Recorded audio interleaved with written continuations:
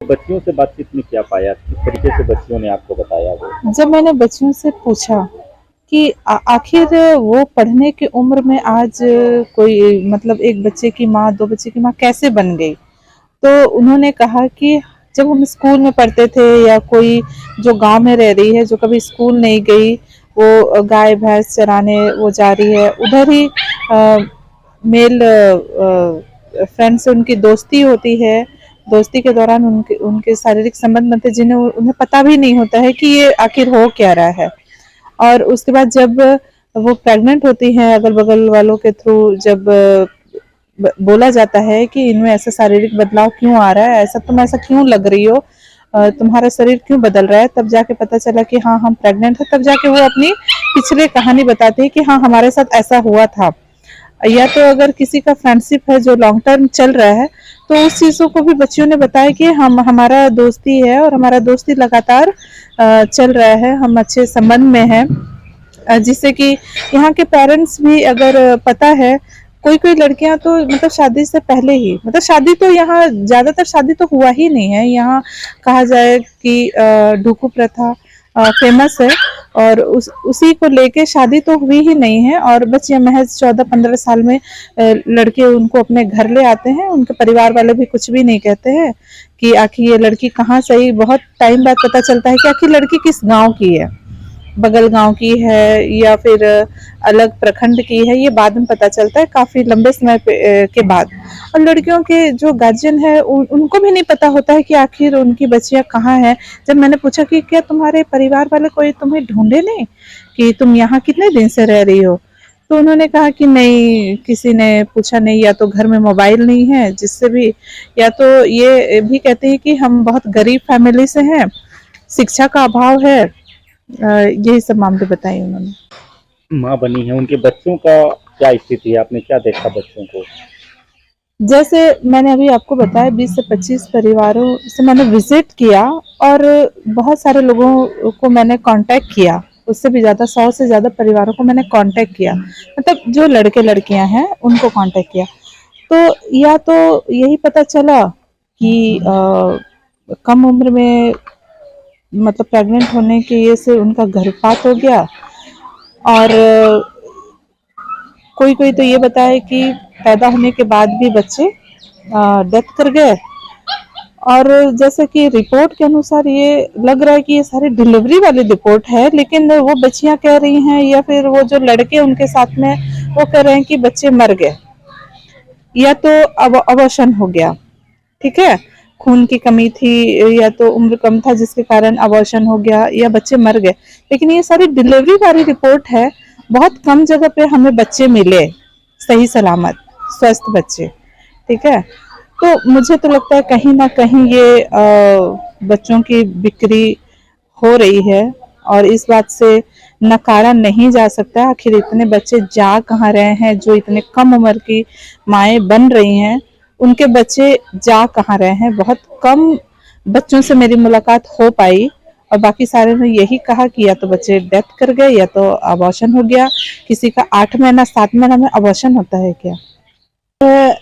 जो आज जो 13-14 साल 15-16 साल तक की जो बच्चियां हैं जो माँ बन रही हैं, ये गलत संगत में पड़ के ये सब हो रहा है। कि मेन है हमारा हम गार्जियन अपने बच्चों पर ध्यान नहीं दे रहे हैं। हमारे बच्चे कहाँ जा रहे हैं, क्या कर रहे हैं, किनसे दोस्ती है, क्या है, सप्ताह सप्ताह भर गायब रहते हैं। लेकिन हम गार्जियन जो हम लोग ध्यान नहीं दे रहे हैं। इस कारण आज हमारी जो छोटी छोटी बच्चियां हैं वो प्यार मोहब्बत में सब अपना क्या बोले कुछ समझ में नहीं आता है, क्या होगा नहीं होगा, अगला पिछला उसका कोई ये नहीं कर रहे हैं। और वो लोग शारीरिक संबंध बना करके आज प्रेग्नेंट होती है, उसके बाद ही उसको कुछ पता चलता है कि हम गलत किए हैं। ये चीज हम बड़ों को ही सोचना चाहिए और जागरूक करना चाहिए। ये प्रशासन को भी ध्यान देना चाहिए। खूंटी जिला में सभी गांवों में कम उम्र में बच्ची लोग मतलब गर्भवती हो रही है और आजकल माँ लोग खैया दारू पीने में व्यस्त रहते हैं। बच्ची कहाँ जा रही है, क्या कर रही है, कुछ समझ में नहीं आता है। जब बच्ची गर्भवती हो जाती है तो कहीं पर वास कर देता है, कोई भी हॉस्पिटल में जाके। इस तरह का नहीं होना चाहिए और हर गांव में, समाज में जागरूक होना चाहिए ताकि ऐसे बच्ची लोग को हम लोग सुरक्षा दे सके और समाज में ऐसे ना हो। सभी लेवल पर इसका ये काउंसलिंग होना चाहिए। वहाँ पर जो सहिया हैं, वहाँ पर जो नर्स हैं, उनका काउंसलिंग होना चाहिए। साथ में समाज में जागरूकता भी फैलाना चाहिए कि टीनेजर प्रेगनेंसी बहुत ही खतरनाक है, बच्चे के लिए और जच्चा के लिए और समाज के लिए भी। आए दिन सर इसका आंकड़ा लगातार बढ़ता जा रहा है। कहीं 12 उम्र की बच्चियां हैं तो कहीं 13, 14, 15 साल की बच्चियां लगभग ना के बराबर हैं। ये तो सच्चाई है, काहे कि हम लोग यहाँ पर हमेशा ही ये ऐसे केसेस देखते हैं, लेकिन उसका बचने का एक ही उपाय है कि समाज में जागरूकता फैलाने की आवश्यकता है। एज ए डॉक्टर सर आप कमियां कहाँ मानते हैं, किस रूप में सर देखते हैं? देखिए, सबसे प्रथम तो जो स्कूली लेवल की शिक्षा में भी इसका शामिल किया जाना चाहिए कि क्या क्या दिक्कतें आ सकती हैं टीनेजर प्रेगनेंसी होने पर, क्या परेशानी है। और परेशानी तो ज़रूर होती है कि उनका जो शरीर है उस तरह से डेवलप नहीं हो पाता है। इसकी वजह से बच्चे के साथ जच्चा बच्चा दोनों को ही परेशानी होती है बाद में जब डिलीवरी होता है तो। खूंटी जिला आदिवासी बहुल जनजाति है और इसे अफीम का खेती बहुत जगह जगह होता है। नशे का हर जगह चल रहा है। इन लोग को ये नहीं पता चलता है कि हम क्या कर रहे हैं। कम उम्र वाले नशे का पान करने के बाद इन लोग ऐसे दिशा भटक जाते हैं कि बच्चे ही उन लोग माँ बन जाते हैं और हमारे अस्पताल में आते हैं। डिलीवरी तो होता ही है, लेकिन बच्चा मरने का कोई सूचना नहीं है। बच्चा ले करके उन लोग चल जाते हैं। बाद में इन लोग माने क्या करते हैं नहीं करते हैं इसको ट्रेस आउट करते हैं, लेकिन एग्जैक्ट पता नहीं चलता है। तो सभी सर ज़्यादातर जो यहाँ पे डिलीवरी हुआ वो खूंटी जिले के हैं? अधिकतर ये खूंटी जिला वासियों की है। इसमें से सबसे अधिक आड़की और मुरहू में देखा गया है। तो सर बच्चे कुछ कपल्स के पास नहीं हैं, तो सर आखिर नहीं होने का कारण आप लोगों ने जानने का देखा प्रयास? जाए है क्या, बच्चे लोग जब नाबालिग सी जन्म देता है तो उन लोग को बच्चा पालने के लिए भी क्षमता नहीं रहता है। वो तो अपने कुपोषित हो जाती है, यानी कमज़ोर हो जाती है। बच्चा भी कुपोषित हो जाता है। होने के बाद इन लोग अपना घर ले जाता है। घर ले जा कर के क्या करता है नहीं करता है इसका ट्रेस आउट करने पर भी पता नहीं चलता है, लेकिन कमज़ोर बच्चा पैदा होता है। क्या कर सकते हैं सर, बच्चे का ट्रैफिकिंग हो जाता है क्या?